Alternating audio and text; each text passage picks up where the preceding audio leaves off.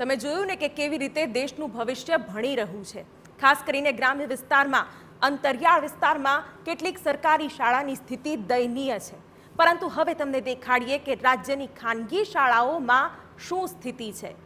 રાજ્યમાં ખાનગી શાળાની ફીમાં મનમાની ન ચાલે એટલા માટે એફઆરસી એટલે કે ફી રેગ્યુલેટરી કમિટીની રચના કરવામાં આવી હતી, પરંતુ વડોદરામાં એફઆરસીમાં સભ્યોની નવી નિમણૂક નથી, એટલે કે કમિટીમાં સભ્યો જ નથી। અને એટલે જ વાલીઓનો આક્ષેપ છે કે એફઆરસીની કામગીરીમાં લાલિયાવાડીના કારણે ખાનગી શાળાઓને ફી ઉઘરાવવા માટે મોકળું મેદાન મળી ગયું છે। સ્થિતિ એવી છે કે શાળા સંચાલકો પર એફઆરસીનો કંટ્રોલ જ નથી, જેના કારણે વાલીઓના ખિસ્સા ફીના નામે ખાલી થઈ રહ્યા છે। આ આક્ષેપ છે વાલી મંડળના આગેવાનોનો। સાંભળો તેઓ શું કહી રહ્યા છે। વીતી રહ્યા છે, સાથે સાથે સ્કૂલ સંચાલકોની દાદાગીરી હવે સામે આવી રહી છે। સ્કૂલ સંચાલકો મન ફાવે તેમ મેસેજ કરી રહ્યા છે। એડવાન્સ ફી લે કે 12,000 રૂપિયા માંગી રહ્યા છે।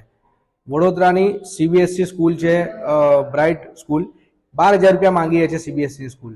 હવે વાલીઓએ ક્યાં જવાનું? તમે તો કોઈ નિમણૂક કરી નથી રહ્યા, જે છે એ લોકો પણ ધ્યાન નથી આપી રહ્યા, તો આ કઈ સુધી ચાલશે? ક્યાં સુધી સામાન્ય જે વાલી છે પીસાતો રહેશે? એફઆરસીમાં સરકાર તરફથી નિયુક્ત કરાતા 3 સભ્યોની નિમણૂક લાંબા સમયથી ન થતા શાળાઓની અરજીઓ પણ અટવાયેલી છે। સમિતિના નોડલ ઓફિસરનું કહેવું છે કે અમે વર્ષ 2023-24ના તમામ ઓર્ડર કરી દીધા છે, પરંતુ જ્યાં સુધી સભ્યોની નિમણૂક નહીં થાય ત્યાં સુધી દરખાસ્ત નહીં મૂકી શકાય। એક સપ્તાહમાં એફઆરસીના સભ્યોની નિમણૂક થઈ જશે। બીજી તરફ વાલીઓએ ઉઠાવેલા મુદ્દા પર એફઆરસીની બેઠકમાં વાલીઓની રજૂઆત મુદ્દે ચર્ચા પણ કરવામાં આવશે।